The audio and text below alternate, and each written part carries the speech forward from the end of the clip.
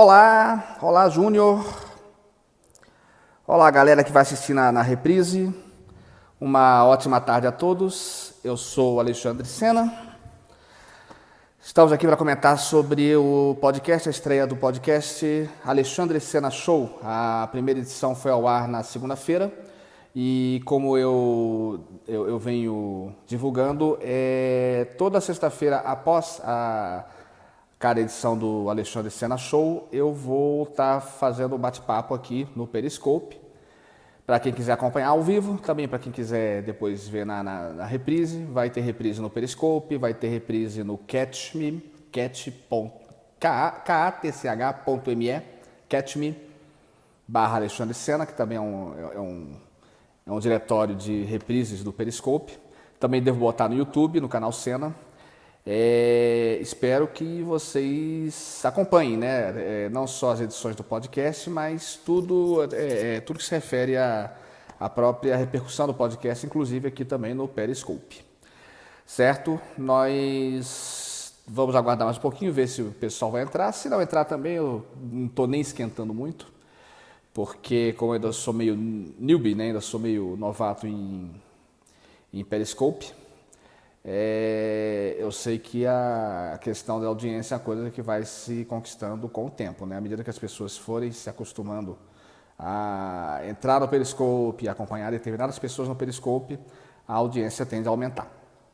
Pois bem, na edição número 1 do podcast do Alexandre Sena Show, né?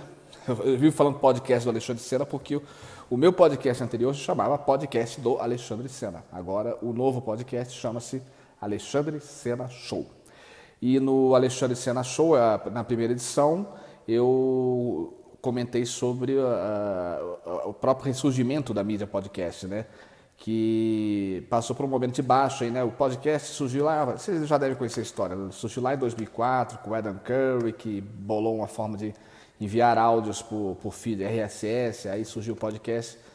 Houve muita conversa, muito bafafá em torno do podcast, que o podcast ia acabar com o rádio, que o podcast ia ser a revolução e não sei o quê.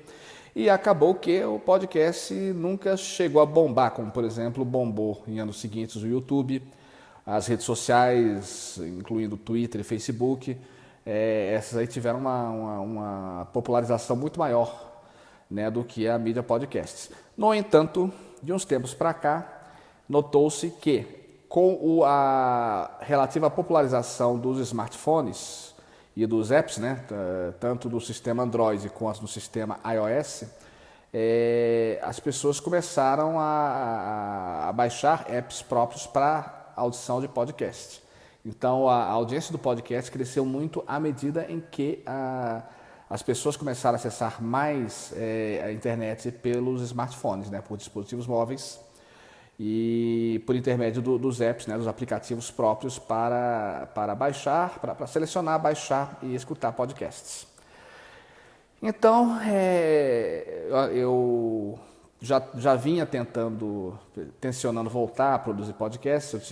Eu comecei a produzir em 2005, parei em 2011, fiquei uns 3, 4 anos fora aí, mas já estava com aquela gana, né, aquela vontade de voltar a gravar, a produzir, a editar, a produzir podcasts, que além de ser uma forma de expor meu trabalho, também para mim é uma atividade muito prazerosa, é uma coisa que eu faço com muito prazer.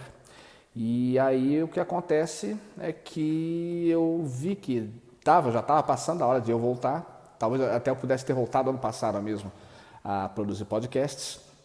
No entanto, só pude fazer isso agora, em 2016. Mas enfim, essa discussão sobre o retorno do podcast veio muito em função de um texto que eu li, um texto em inglês que eu até linkei lá, de um americano chamado Matt Howey. Se vocês me perguntarem o que o Matt Howey faz na vida, eu não sei, só sei que eu vi esse texto dele, que já tinha sido linkado por várias pessoas, eu achei interessante o texto dele como ponto de início para a discussão.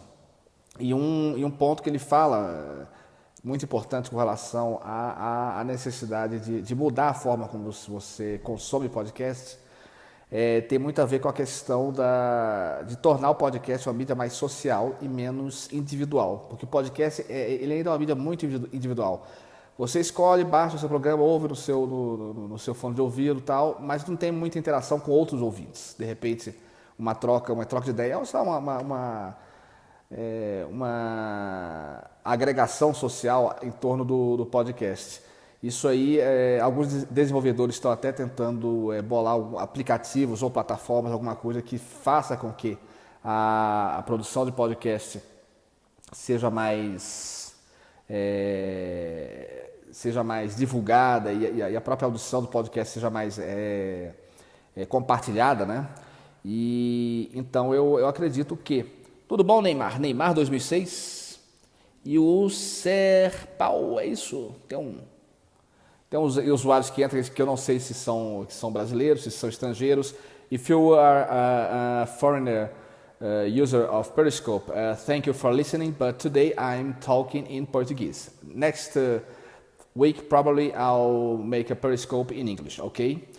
Então, para mim ficou muito evidente que a necessidade principal de se fazer, o que faz o podcast se tornar uma mídia mais popular é a questão da sociabilidade. A partir do momento que você vê que tem outras pessoas que curtem os mesmos assuntos que você, que se interessam pelo mesmo tipo de bate-papo, pelo mesmo tipo de discussão, eu acredito que a partir do momento que a gente conseguir resolver essa questão, esse entrave social do podcast, o podcast sim vai bombar, assim como essas novas mídias, o próprio Snapchat, o próprio Periscope, estão bombando. Por quê? Porque elas são muito agregadoras, elas são muito sociais.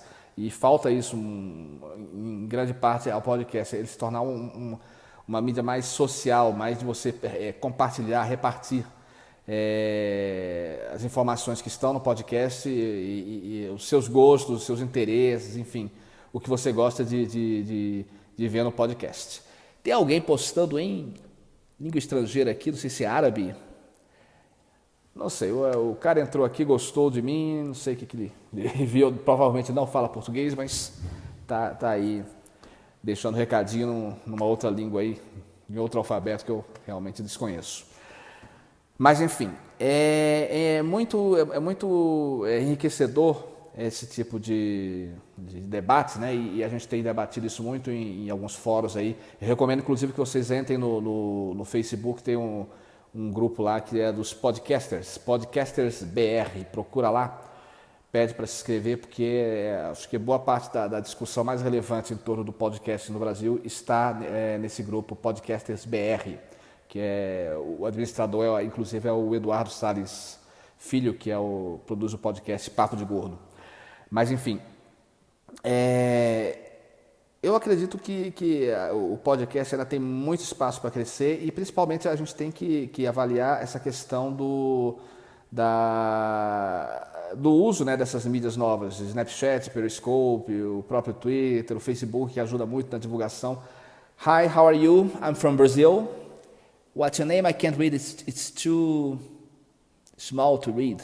It's hard to read the names. But hi to you. I'm from Brazil, and this Periscope is in Portuguese.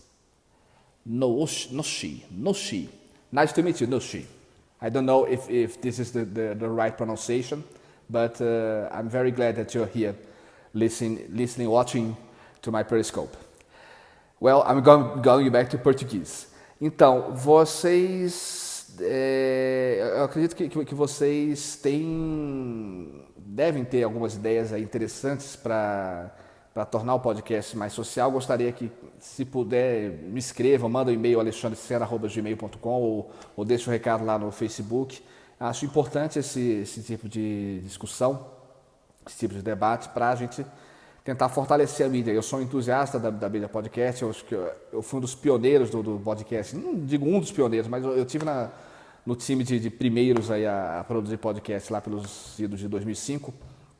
E assim, eu ficaria muito feliz de saber que o podcast I can't understand. Oh, I'm sorry, but this transmission, this Periscope here is in Portuguese, ok? Então, eu gostaria de de ouvir a opinião de vocês a respeito dessa nossa necessidade de socializar mais a mídia podcast.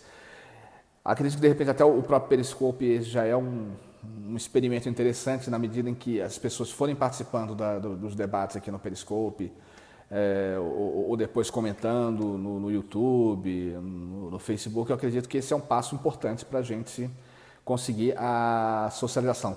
Goodbye, thank you for watching me. Next week I'll Periscope in English, okay? You can watch me here in English. Então, com relação a podcast, é isso que eu tenho para falar por enquanto.